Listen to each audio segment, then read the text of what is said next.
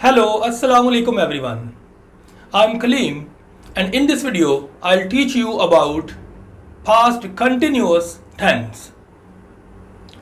आज की वीडियो में हम past continuous tense की different forms और uses के मुतल्लिक in detail जानने की कोशिश करेंगे. So let's get started.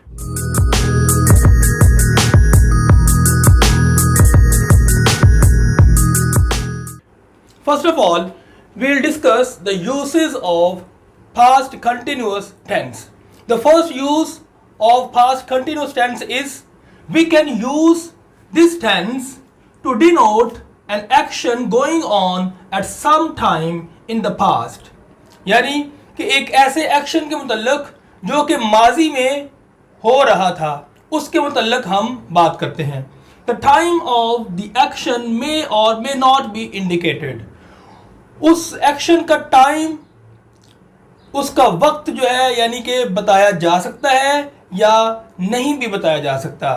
तो इस तरह से एक ऐसा एक्शन जो कि माजी में हो रहा होता है उसके मुतल्लिक हमें टाइम का पता चले या ना पता चले तो उसके लिए हम पास्ट कंटिन्यूअस टेंस को इस्तेमाल करते हैं. For example, we were watching TV all evening, कि हम पूरी शाम यानी कि शाम का जो पूरा वक्त है उसमें टीवी देखते रहे. सेकंड एग्जांपल देखिए, the light went out, light चली गई, वाइल आई वॉज रीडिंग.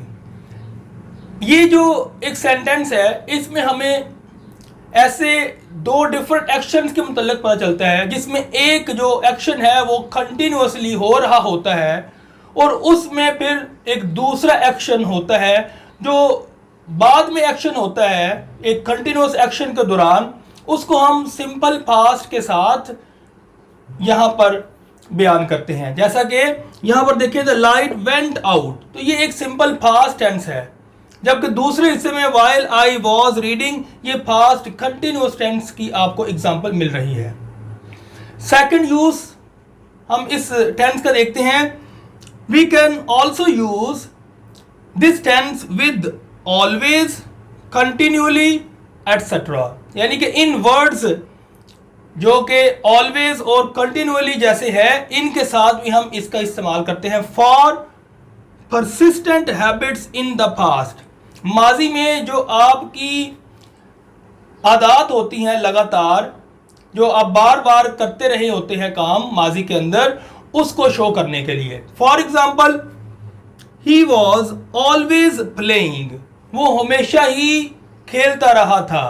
तो इस तरह से हम माजी में एक जो हमारी आदत ऐसी हो जिसको हम अक्सर जो है लेकर अपनी ज़िंदगी में चलते हों तो उसके मुतल्लिक हम बात करने के लिए भी इस टेंस का सहारा लेते हैं.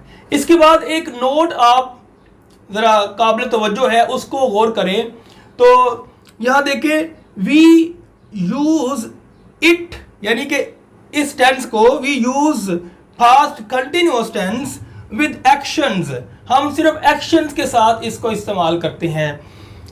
We do not normally use it with state verbs, हम जो स्टेट वर्ब्स हैं यानी कि जो ऐसे वर्ब्स जो कि हालत को बयान करते हैं उनके साथ इसका इस्तेमाल नहीं करते.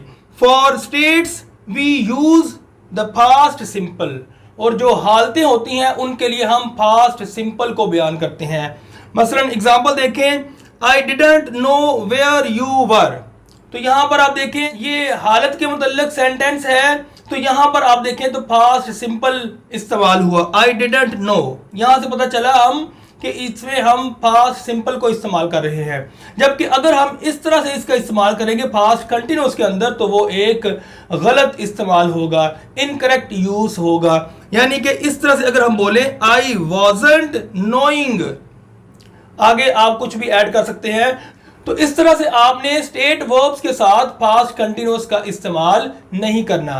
पास्ट कंटिन्यूअस को आप सिर्फ और सिर्फ एक्शंस के साथ इस्तेमाल कर सकते हैं. आगे अब आप इसकी डिफरेंट फॉर्म्स देख लें. जैसा कि मैं आपको कई मरतबा बता चुका हूं जब से हमने ये टेंसेस शुरू किए हैं कि हर टेंस को कम से कम हम 3 कैटेगरीज के अंदर डिवाइड कर सकते हैं फॉर्म्स के हवाले से।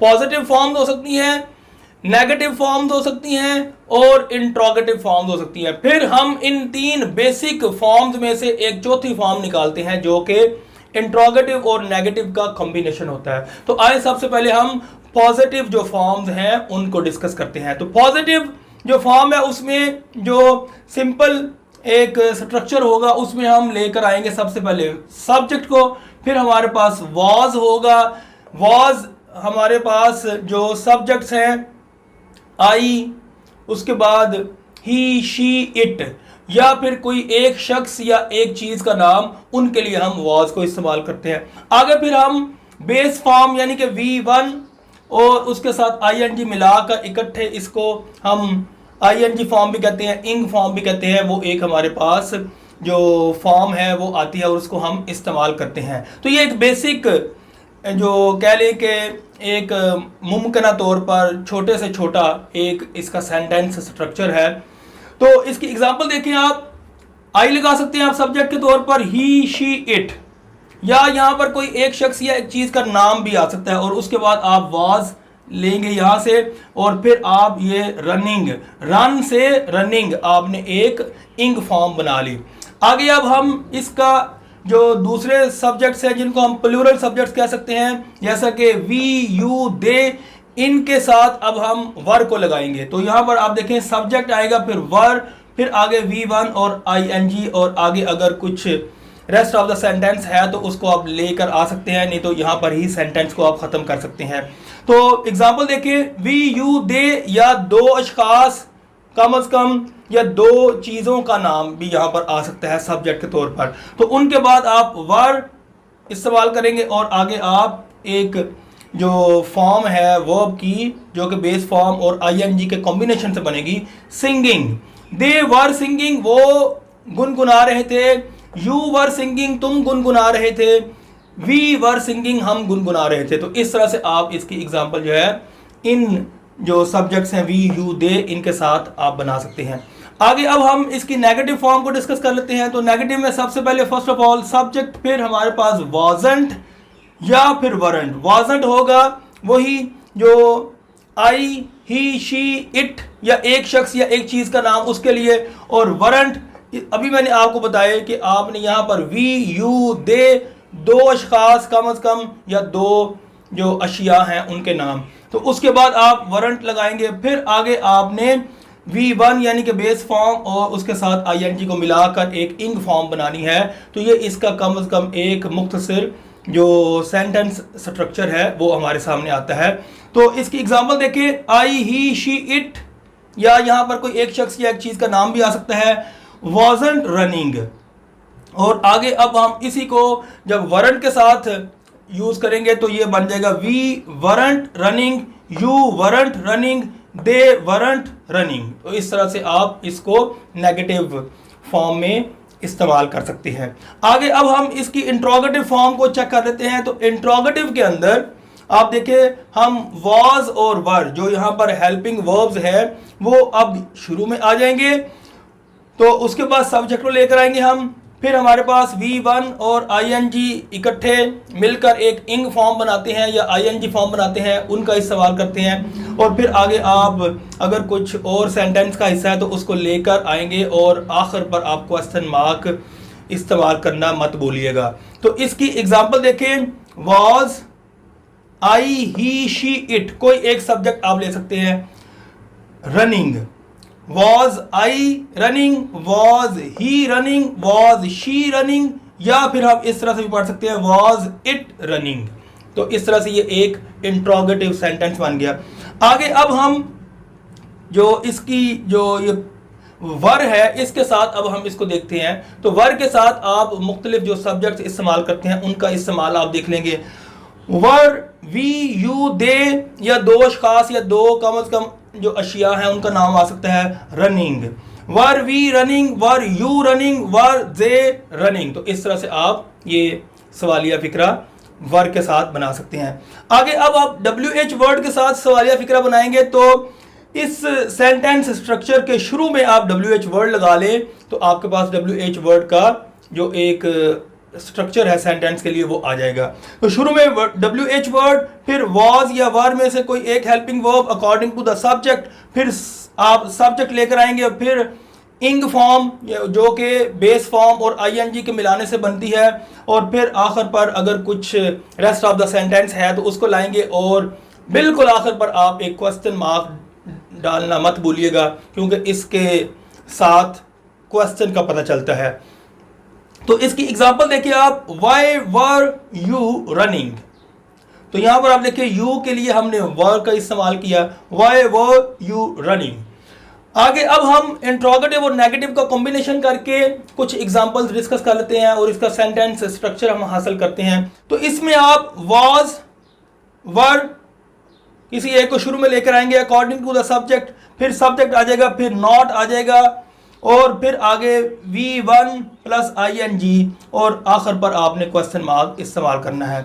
ये नॉट जो है यहाँ पर wasn't की शक्ल में भी आ सकता है, wasn't या weren't, तो फिर वो नॉट जो है यहाँ पर नहीं इस्तेमाल होगा बल्कि यहाँ पर ही इस्तेमाल हो सकता है।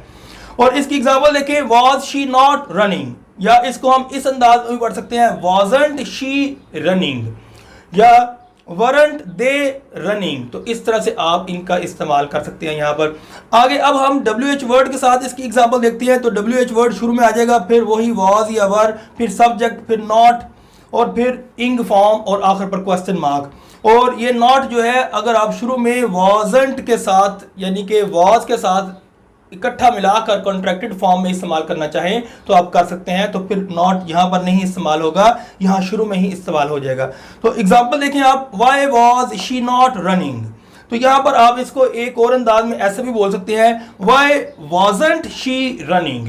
तो इस तरह से आप ये डिफरेंट फॉर्म्स हैं इनका इस्तेमाल करते हैं। इसके साथ साथ मैंने आपको डिफरेंट यूसेस जो है पास्ट कंटिन्यूस टेंस के बताए। Thanks for watching my video, until my next video, bye bye.